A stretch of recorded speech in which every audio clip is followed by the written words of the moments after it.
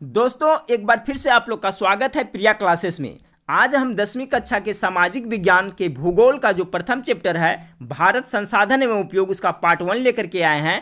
इस वीडियो में आज हम 30 अति महत्वपूर्ण ऑब्जेक्टिव क्वेश्चंस को देखने वाले हैं। अगर इस बार आप मैट्रिक की एग्जाम देने वाले हैं फ्रेंड्स तो वीडियो को लास्ट तक जरूर बने रहिएगा। देखिए अभी आप लोग के पास वक्त है, समय है फ्रेंड्स, तो अभी थोड़ा डिटेल बताता चलता हूं फ्रेंड्स। बिल्कुल कोचिंग क्लास की तरह पढ़ाई करते चले। बाद में मैं जब प्रैक्टिस सेट करवाऊंगा फ्रेंड्स तो आप जितना फास्ट कहिएगा उतना फास्ट मैं करवाऊंगा। तो देखिए फ्रेंड्स आज का जो पहला चैप्टर है इसी भारत संसाधन में उपयोग। तो सबसे पहले जानते हैं फ्रेंड्स संसाधन किसे कहते हैं, ठीक है। इसके बाद में 30 महत्वपूर्ण ऑब्जेक्टिव प्रश्न को देखेंगे। तो संसाधन का अंग्रेजी में क्या कहते हैं फ्रेंड्स? रिसोर्स। तो देखिए पर्यावरण के वे सारी पदार्थ जो मानव जीवन की आवश्यकताओं की पूर्ति तथा सुख सुविधा प्रदान करने के लिए उपयोगी हो संसाधन कहलाते हैं। तो पर्यावरण के सारी पदार्थ है, पर्यावरण के अंतर्गत हम लोग रहते हैं फ्रेंड्स। इसके अंतर्गत बहुत सारे पदार्थ आते हैं जैसे लकड़ी, कोयला, जल, ये सभी है जो क्या है हमारे लिए जरूरी भी है। तो ये सब क्या हुए संसाधन के अंतर्गत आते हैं। देखिए या मनुष्य अपने जीवन को सुखद समृद्ध बनाने तथा अपने आर्थिक विकास के लिए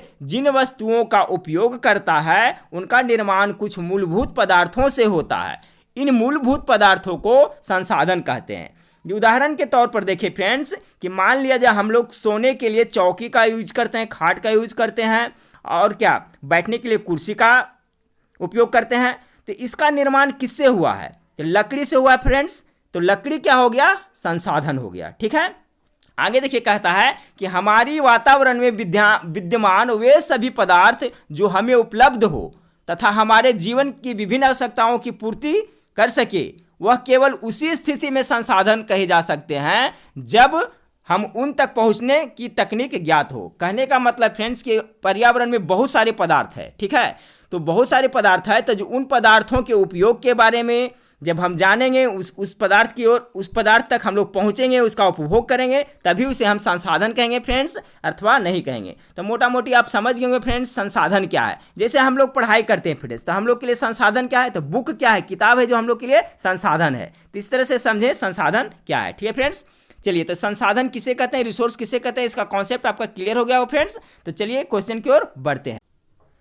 चलिए फ्रेंड्स तो इस वीडियो का पहला प्रश्न को देखते हैं। एक छोटी सी रिक्वेस्ट है कि अभी तक वीडियो को लाइक नहीं किए हैं तो वीडियो को लाइक कर दें और चैनल पे नए हैं तो चैनल को सब्सक्राइब कर करके बेल आइकन को जरूर दबाएं। तो पहला प्रश्न है कि प्राथमिक ऊर्जा का उदाहरण नहीं है।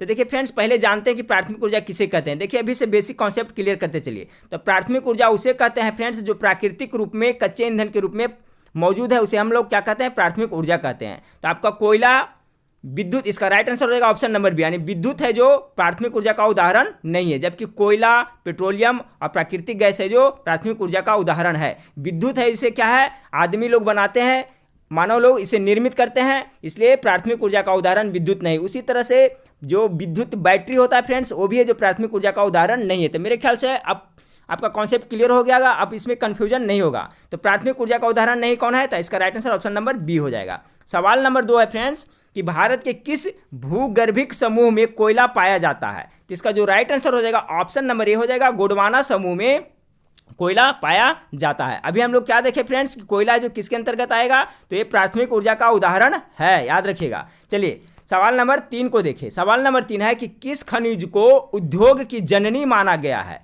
तो उद्योग की जननी किसे माना हो गया जाता है फ्रेंड्स? तो लोहा को। देखिए कोई भी उद्योग धंधा लगाया जाता है फ्रेंड्स तो उसमें लोहा का उपयोग जरूर किया जाता है। तो इस तरह से याद रखें किस खनिज को उद्योग की जननी माना गया है? तो लोहा को माना गया है। सवाल नंबर 3 देखें कि निम्न में से कौन सी मिट्टी सर्वाधिक उपजाऊ है? सबसे उपजाऊ मिट्टी कौन है फ्रेंड्स? गेस करें। इसका राइट आंसर हो जाएगा जलोढ़ मिट्टी। इसके बारे में एक महत्वपूर्ण जानकारी फ्रेंड्स याद रखिएगा कि जलोढ़ मिट्टी को ही दोमट मिट्टी कहा जाता है, ठीक है। भारत में सबसे ज्यादा पाई जाने वाली मिट्टी जलोढ़ मिट्टी। देखिए इसमें 3 सवाल क्रिएट हुआ फ्रेंड्स। पहला तो हो गया सबसे उपजाऊ मिट्टी किसे कहते हैं? तो जलोढ़ मिट्टी को सबसे उपजाऊ मिट्टी कहते हैं। दूसरा सवाल हो गया इसमें फ्रेंड्स कि जलोढ़ मिट्टी को ही दोमट मिट्टी कहा जाता है। और तीसरा क्वेश्चन हो गया कि भारत में सबसे ज्यादा पाई जाने वाली मिट्टी कौन है? तो जलोढ़ मिट्टी है, ठीक है फ्रेंड्स। इस तरह से सभी याद करते चलें। अभी से सवाल नंबर 5 को देखें कि भारत के किस राज्य में सौर ऊर्जा के विकास का सर्वाधिक संभावनाएं हैं, ठीक है फ्रेंड्स। तो देखिए सबसे ज़्यादा गर्मी कहाँ पड़ती है, सबसे ज़्यादा तेज धूप कहाँ होती है फ्रेंड्स? तो राजस्थान में। तो इसका राइट आंसर हो जाएगा option number C, Rajasthan. Bharat के किस राज्य में सौर ऊर्जा के विकास का सर्वाधिक संभावनाएं हैं? तो राजस्थान में है। चलिए सवाल नंबर 6 को देखें। सवाल नंबर 6 है कि भारत के किस राज्य में वन सबसे अधिक विस्तार है, यानी भारत के किस राज्य में वनों का विस्तार सबसे अधिक है। तो इसका राइट आंसर हो जाएगा ऑप्शन नंबर सी, मध्य प्रदेश में सबसे अधिक है। सवाल नंबर 7 देखें। सवाल नंबर 7 है कि सोपानी कृषि किस राज्य में प्रचलित है। तो इसका राइट आंसर क्या होगा फ्रेंड्स, तो इसका हो जाएगा ऑप्शन नंबर बी, उत्तराखंड में प्रचलित है। ठीक है फ्रेंड्स, तो सोपानी कृषि किसे कहते हैं फ्रेंड्स, तो बता देते हैं। देखिए नोट्स में यहाँ लिखा हुआ है सोपानी कृषि के बारे में कि उन प्रदेशों में सोपानी कृषि की जाती है जहाँ मैदानी इलाकों का अभाव हो, यानी जहाँ पर मैदान कमी है फ्रेंड्स, जहाँ पहाड़ ही पहाड़ है, यहाँ पर सोपानी कृषि की जाती है। तो उन प्रदेशों में सोपानी कृषि की जाती है जहाँ मैदानी इलाकों का अभाव है। ऐसे इलाकों में पहाड़ों की ढलानों पर सीढ़ियों के आकार के छोटे छोटे खेत विकसित किए जाते हैं और वहाँ खेती की जाती है। इसी को क्या कहते हैं, सोपानी कृषि कहते हैं। तो आप मेरे ख्याल से समझ गए होंगे फ्रेंड्स कि उन इलाकों में सोपानी कृषि की जाती है जो पहाड़ी क्षेत्र है, वहाँ पर पहाड़ पर ढाल पर क्या करते हैं, खेत बना दिया जाता है और उसमें खेती की जाती है। तो इसका राइट आंसर हो जाएगा उत्तराखंड। ठीक है, उत्तराखंड में मैदानी भाग कम है और पहाड़ी भाग ज़्यादा है। तो सोपानी कृषि के बारे में आप समझ गए होंगे।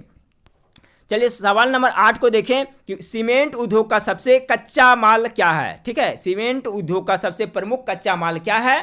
तो इसका राइट आंसर हो जाएगा ऑप्शन नंबर ए, चूना पत्थर है जो सीमेंट उद्योग का सबसे प्रमुख कच्चा माल है। सवाल नंबर 9 देखें। सवाल नंबर 9 है कि गोवा के संगम में कौन खनिज पाया जाता है।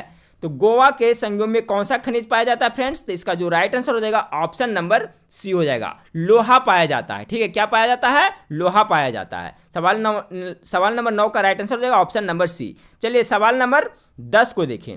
सवाल नंबर 10 है कि बादाम पहाड़ किस खनिज के उत्पादन के लिए प्रसिद्ध है। तो बादाम पहाड़ पर सबसे ज्यादा क्या खनिज होता है फ्रेंड्स, तो लौह अयस्क होता है। सवाल नंबर 10 का जो राइट आंसर हो जाएगा ऑप्शन नंबर सी हो जाएगा। ठीक है, लौह अयस्क। चलिए सवाल नंबर 11 को देखें। सवाल नंबर 11 है कि निम्न में से कौन ऊर्जा का गैर पारंपरिक स्रोत है। देखिए फ्रेंड्स, इसके पहले मैंने एक वीडियो बनाया है फ्रेंड्स, उसमें आपको गैर पारंपरिक ऊर्जा और पारंपरिक ऊर्जा अर्थात नवीकरणीय ऊर्जा और अनवीकरणीय ऊर्जा के बारे में पूरा कॉन्सेप्ट क्लियर कर दिया है फ्रेंड्स। वीडियो को देख लें, इससे संबंधित प्रश्न नहीं छूटेगा। चलिए तो इसका राइट आंसर गेस करें कि निम्न में से कौन ऊर्जा का गैर पारंपरिक स्रोत है।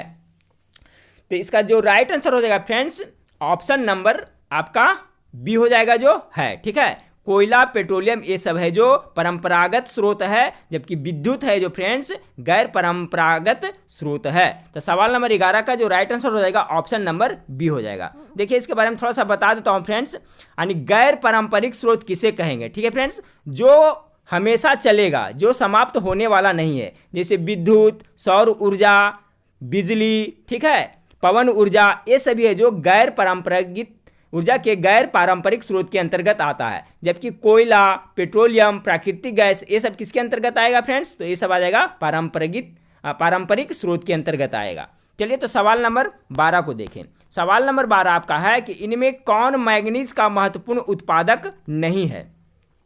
तो इसमें से कौन सा राज्य है जहां पर मैग्नीज का उत्पादन नहीं होता है फ्रेंड्स, इसका राइट आंसर हो जाएगा ऑप्शन नंबर सी, तमिलनाडु में। जबकि आपका उड़ीसा, कर्नाटक, महाराष्ट्र में मैग्नीज का उत्पादन होता है। सवाल नंबर 12 का राइट आंसर हो जाएगा ऑप्शन नंबर सी। चलिए सवाल नंबर 13 को देखें।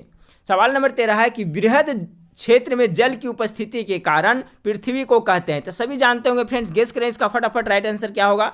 तो पृथ्वी को कैसा ग्रह कहा जाता है, नीला ग्रह कहा जाता है। ठीक है, और हरा ग्रह किसे कहा जाता है फ्रेंड्स, तो वरुण को। ठीक है, वरुण को हरा ग्रह कहा जाता है, इसे भी याद रखें। और लाल ग्रह किसे कहा जाता है, तो मंगल को लाल ग्रह कहा जाता है, तो इसे भी याद रखिएगा। ठीक है फ्रेंड्स, चलिए सवाल नंबर 14 को देखें। सवाल नंबर 14 आपका है कि ज्वारीय एवं तरंग ऊर्जा उत्पादन हेतु मात्रा में अधिक अनुकूल परिस्थितियां कहां पाई जाती है। तो ज्वारीय एवं तरंग ऊर्जा उत्पादन हेतु अनुकूल परिस्थितियां आपको खंभात की खाड़ी में पाई जाती है। ठीक है, सवाल नंबर 14 का राइट आंसर हो जाएगा ऑप्शन नंबर बी। चलिए सवाल नंबर 15 को देखें।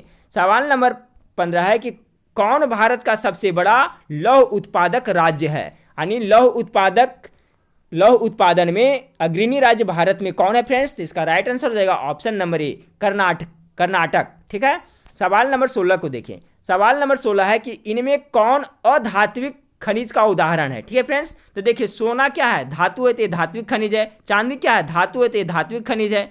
अबरक क्या है, अधातु है तो ए हो जाएगा अधात्विक खनिज। तो सवाल नंबर 16 का राइट आंसर हो जाएगा ऑप्शन नंबर सी। ठीक है फ्रेंड्स, सवाल नंबर 16 का राइट आंसर हो जाएगा ऑप्शन नंबर सी, यह है जो अधात्विक खनिज है। टीन में जो क्या है, धात्विक खनिज है। तो चलिए सवाल नंबर 17 को देखें। सवाल नंबर 17 है कि भारत में लगभग कितने प्रकार के खनिज पाए जाते हैं फ्रेंड्स। तो इसका राइट आंसर हो जाएगा ऑप्शन नंबर बी, लगभग 100 प्रकार के खनिज भारत में पाए जाते हैं। सवाल नंबर 18 को देखें कि चरक का संबंध किस देश से था। ठीक है, तो चरक का संबंध किससे था फ्रेंड्स, तो भारत से था। देखिए चरक के बारे में मैं बताता हूँ फ्रेंड्स, चरक है जो क्या है फ्रेंड्स, एक वैद्य था। ठीक है, जो कनिष्क के दरबार में रहता था। जब प्राचीन इतिहास पढ़िएगा फ्रेंड्स तो आप उसमें देखिएगा कि चरक एक वैद्य था। जिस तरह से आज डॉक्टर है फ्रेंड्स, उसी तरह से प्राचीन काल में कनिष्क के दरबार में चरक था जो क्या था, वैद्य था। ठीक है, तो इसका राइट आंसर हो जाएगा ऑप्शन नंबर सी, भारत का था फ्रेंड्स। और याद रखिएगा चरक किसके दरबार में था, तो कनिष्क के दरबार में रहता था। चलिए सवाल नंबर 19 को देखें। सवाल नंबर 19 है कि भारत का प्रथम तेल शोधक कारखाना कहाँ स्थित है। तो भारत का प्रथम तेल शोधक कारखाना कहाँ है, तो इसका राइट आंसर हो जाएगा option number C, Digboi. Digboi कहाँ पड़ता है, असम में पड़ता है। ये भी याद रखिएगा, कभी कभी पूछा जाता है कि डिगबोई कहाँ पड़ता है, तो असम में। तो सवाल है भारत का प्रथम तेल शोधक कारखाना कहाँ स्थित है, तो इसका आंसर हो जाएगा ऑप्शन नंबर सी। चलिए सवाल नंबर 20 को देखें। सवाल नंबर 20 है फ्रेंड्स कि मैग्नीज उत्पादन में भारत का विश्व में क्या स्थान है, कौन सा स्थान है मैग्नीज के उत्पादन में भारत का, तो तृतीय स्थान है। इसका राइट आंसर हो जाएगा ऑप्शन नंबर सी। चलिए सवाल नंबर 21 को देखें। सवाल नंबर 21 है फ्रेंड्स कि मरुस्थलीय मृदा का विस्तार निम्न में से कहाँ होगा। मृदा मीन्स क्या होता है फ्रेंड्स, मिट्टी होता है। तो देखिए मरुस्थल कहाँ है सबसे ज़्यादा भारत में, तो राजस्थान में है। तो इसका राइट आंसर हो जाएगा ऑप्शन नंबर बी, मरुस्थलीय मृदा यानी मिट्टी का विस्तार निम्न में से कहाँ है, तो राजस्थान में है। चलिए सवाल नंबर 22 को देखें। सवाल नंबर 22 है इनमें किस बंदरगाह से लोहे का निर्यात किया जाता है। तो लोहे का निर्यात किस बंदरगाह से किया जाता है, तो इसका राइट आंसर हो जाएगा ऑप्शन नंबर डी, विशाखापट्टनम से निर्यात किया जाता है। सवाल नंबर 23 को देखें कि काली मिट्टी, ठीक है, काली मृदा यानी मिट्टी का दूसरा नाम क्या है, तो काली मिट्टी को रेगुड़ मिट्टी भी कहा जाता है। ठीक है फ्रेंड्स, और काली मिट्टी किसके लिए उपयोगी है, तो कपास की खेती के लिए बहुत ही महत्वपूर्ण है। प्रश्न पूछा जाएगा कि कपास की खेती के लिए कौन सी मिट्टी जरूरत पड़ती है, तो काली मिट्टी। इसको ट्रिक से याद रखें फ्रेंड्स, क से काली, क से कपास। तो कपास की खेती के लिए किस मिट्टी की जरूरत पड़ती है, उपयोगी है, तो काली मिट्टी के। आप देखिए आपको हमेशा याद रहेगा काली मिट्टी कपास की खेती के लिए। तो यहाँ सवाल था काली मिट्टी का दूसरा नाम क्या है, तो इसे रेगुड़ मिट्टी भी कहा जाता है। सवाल नंबर 24 को देखें। सवाल नंबर 24 है कि एल्युमिनियम बनाने के लिए किस खनिज की आवश्यकता पड़ती है, तो इसका राइट आंसर हो जाएगा ऑप्शन नंबर डी। प्रश्न ये भी पूछा जाएगा फ्रेंड्स बॉक्साइट, ठीक है, यानी बॉक्साइट किसका अयस्क है, तो एल्युमिनियम का अयस्क है। ठीक है, तो याद रखिएगा, ये सवाल ये भी पूछा जाता है। तो एल्युमिनियम बनाने के लिए किस खनिज की आवश्यकता पड़ती है, बॉक्साइट का, और बॉक्साइट है जो क्या है, एल्युमिनियम का अयस्क है। चलिए सवाल नंबर 25 को देखें। सवाल नंबर 25 है इनमें से कौन लौहयुक्त खनिज का उदाहरण है। तो लौहयुक्त खनिज का उदाहरण कौन है फ्रेंड्स, इसका जो राइट आंसर हो जाएगा ऑप्शन नंबर ए, मैग्नीज है जो लौहयुक्त खनिज का उदाहरण है। सवाल नंबर 26 को देखें।